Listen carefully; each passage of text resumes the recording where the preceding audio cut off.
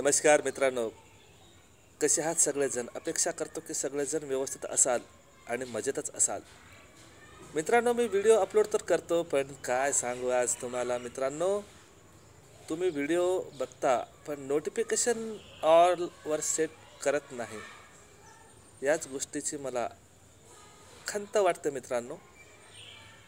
तुम्ही चॅनलला सबस्क्राईब तर करता, पण चॅनल सबस्क्राईब केल्यानंतर नोटिफिकेशन ऑलवर सेट करत जा ना मित्रांनो. म्हणजे कसं आहे, व्हिडिओ अपलोड झाल्यानंतर तुम्हाला कळणार तरी कसं आहे, बरोबर ना?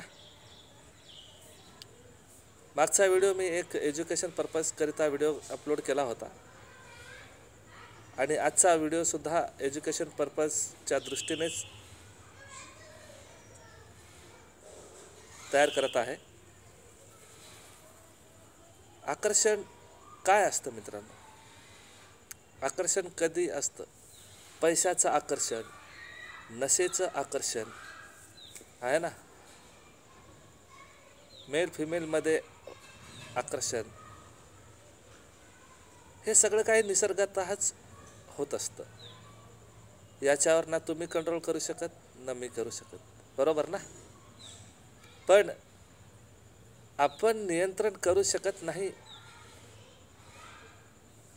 याचा अर्थ असा होतो का की आपण एखाद्याचं आयुष्यसुद्धा बर्बाद करायचं का? सेक्स हे व्यसन असं आहे की या व्यसनामुळे चांगल्या चांगल्या लोकांची वाट लागली मित्रांनो. घरं उद्ध्वस्त झालीत, बऱ्याचशा लोकांचे संसार रस्त्यावर आले, तरीसुद्धा आपण या गोष्टीकडे लक्ष देत नाही. सेक्स कधी पण करण्याची क्रिया नाही, याची पण एक वेळ निश्चित केलेली आहे. सकाळी उठल्यानंतर धर्मसेवन, नंतर अर्थसेवन आणि शेवटी म्हणजे रात्री कामसेवन. आता धर्मसेवन काय आहे?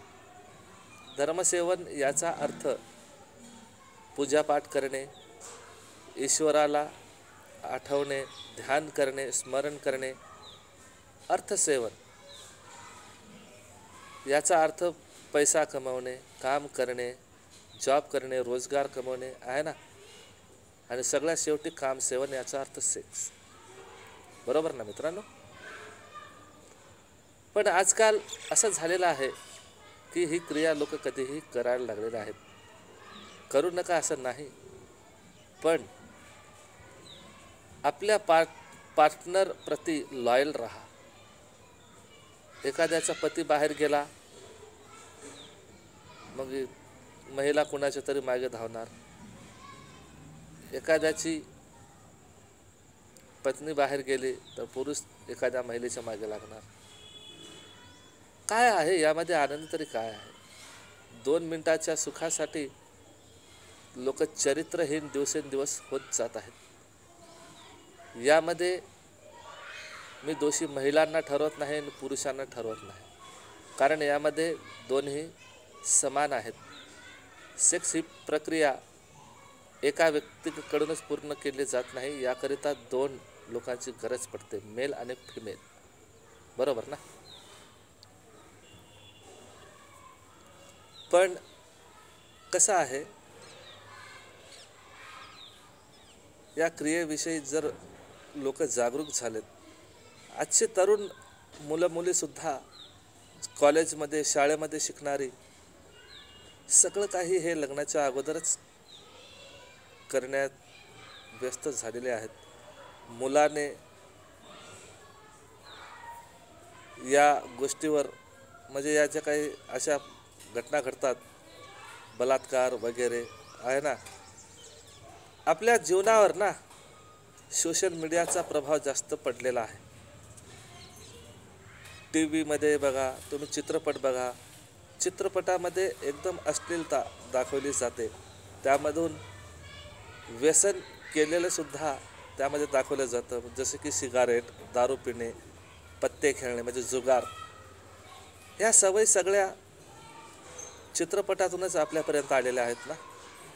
आणि आपण असे चित्रपट बघून त्यामध्ये जे काही चित्रण चाललेलं असतं त्यावर आपण अवलंबन करत असतो.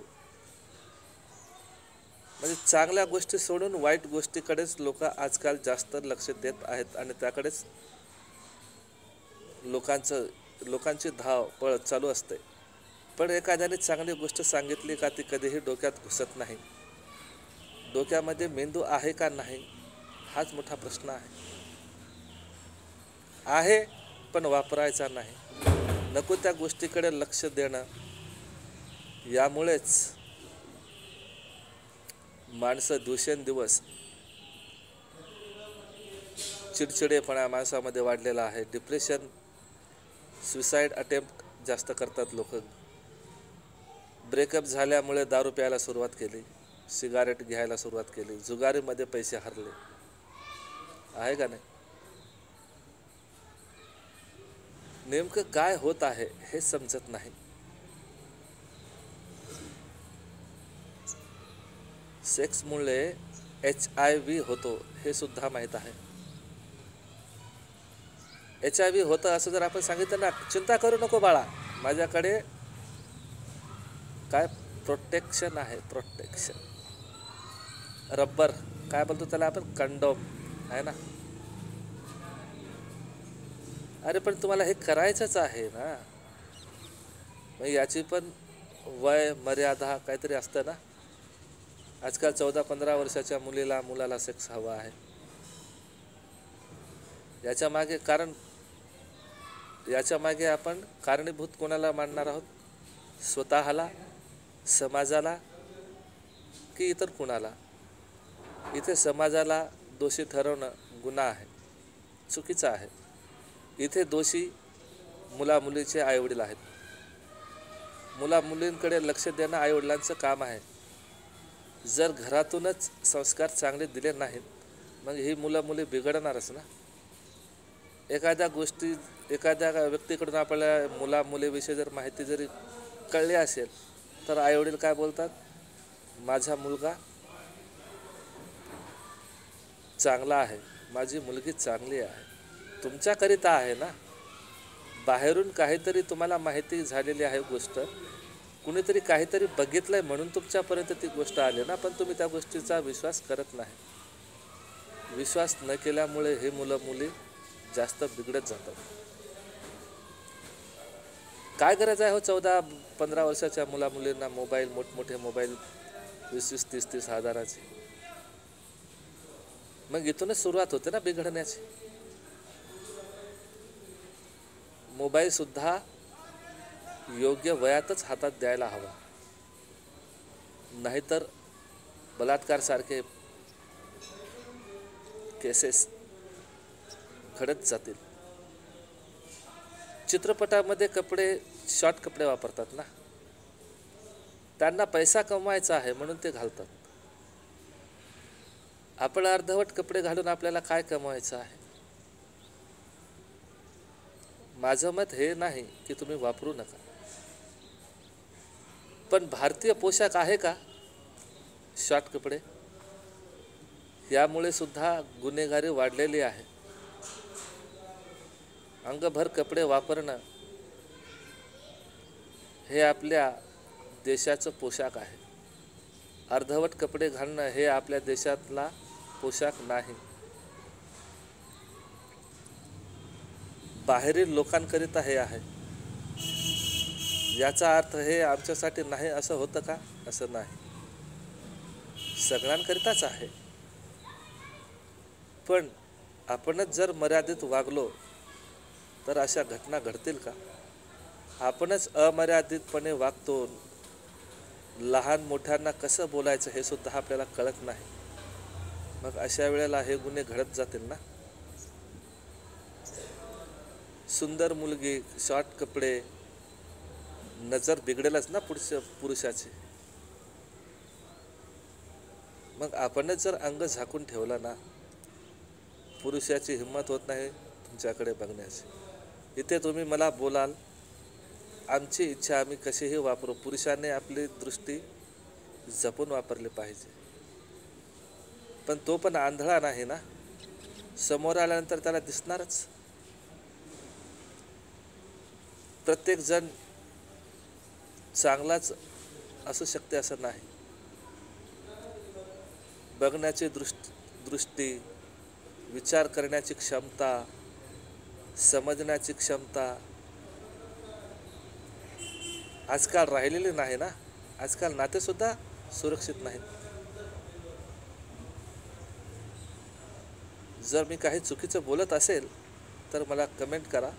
मी भेटतो एका नवीन व्हिडिओसह. तोपर्यंत मला द्या रजा. नमस्कार. जय हिंद. वंदे मातरम.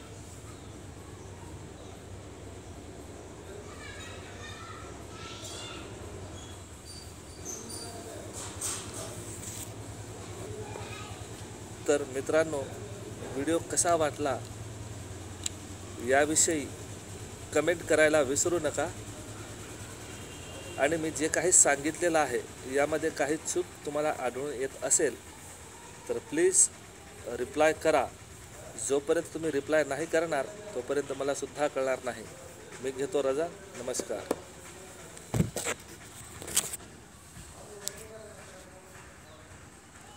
Pause video.